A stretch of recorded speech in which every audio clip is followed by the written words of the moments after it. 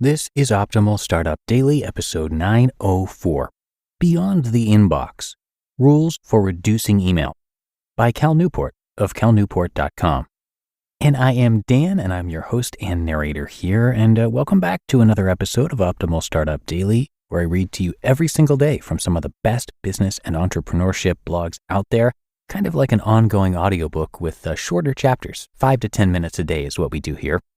So with that, let's get right to our post for today as we optimize your life. Beyond the Inbox, Rules for Reducing Email, by Cal Newport of calnewport.com.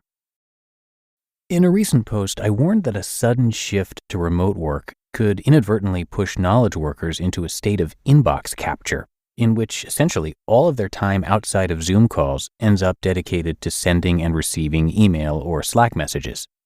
As I hinted, I think the best solutions here require radical changes to how these organizations operate. In the short term, however, I thought it might be useful to provide a few ideas about what individuals can do right away to avoid the perils of this state of capture. It's important to first bust a popular belief. The key to spending less time in your inbox is not to simply check it less often. This advice is out of date, echoing a simpler time when emails were novel.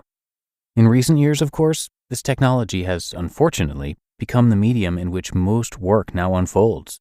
Ignoring your inbox for long stretches with no other accommodations might seriously impair your organization's operation.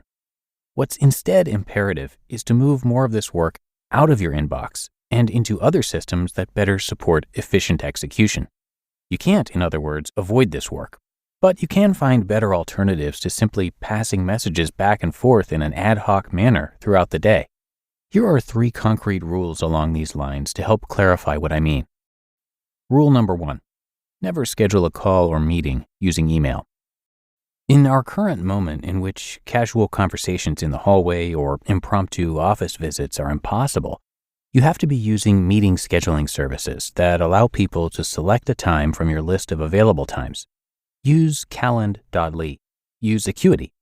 Use the features built into Microsoft Outlook. And if you're setting up a group meeting, use Doodle.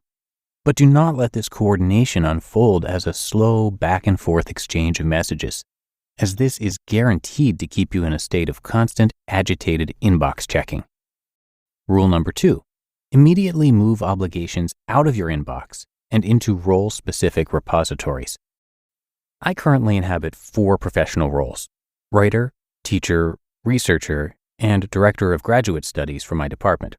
For each of these roles, I set up a Trello board that includes a column for things I'm working on actively, things I'm waiting to hear back about from someone else, things on my back burner that I'm not yet ready to tackle, and a list of ambiguous or complicated things that I need to spend some time on figuring out.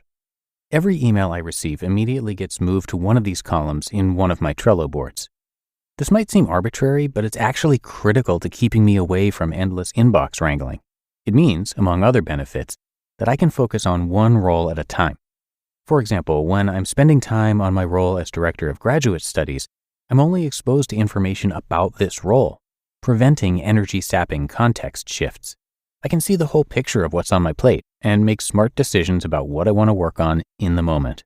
Seeing the status of my obligations in one place also significantly simplifies the process of consolidating multiple tasks and identifying systems that might make work more efficient in the future. I'm in the process, for example, of launching an FAQ page on our departmental website that instructs our graduate students how to execute many common activities without needing to send me ambiguous emails. This approach is an order of magnitude more efficient than instead collapsing all of these obligations into a haphazard jumble piled up in a single, undifferentiated inbox. And rule number 3, hold office hours. Set up a recurring Zoom meeting for set times every week when you guarantee to be present. As much as possible, when people send you an ambiguous request or initiate a conversation that will require a lot of back and forth, point them toward your office hours schedule and tell them to stop by next time they can to discuss. It's a simple idea, but it can reduce the number of attention-snagging back and forth electronic messages in your professional life by an order of magnitude. Us professors, of course, have long used this strategy to moderate student interaction into more sustainable patterns that work better for all parties involved. In our current period of widespread remote work, however, this should be much more common.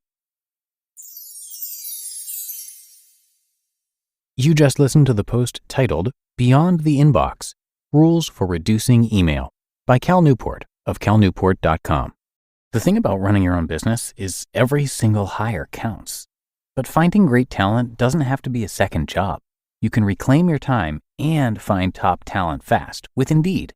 Indeed is the hiring platform helping over 3 million businesses worldwide to do it all. Don't spend hours on multiple job sites looking for candidates. Over 80% of Indeed employers find quality candidates the moment they sponsor a job.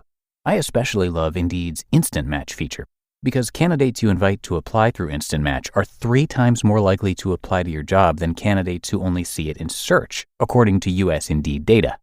Indeed knows when you're growing your own business, you have to make every dollar count.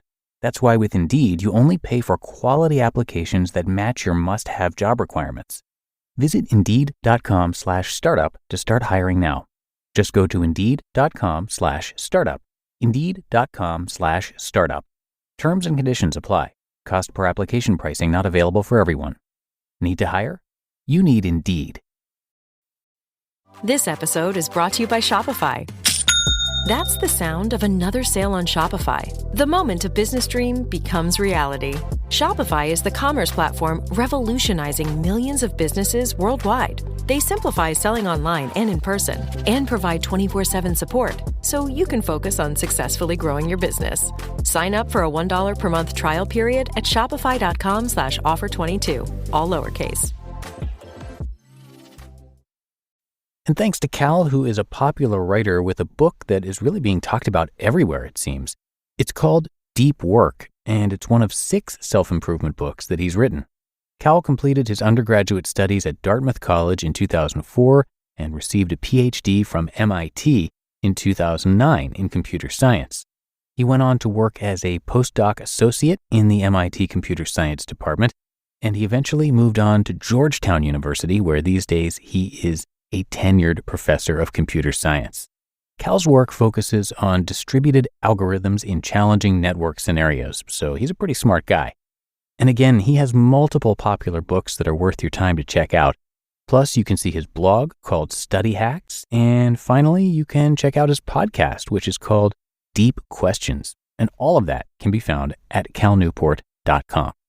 So that is going to do it for me today, and I very much appreciate you being here and listening all the way through.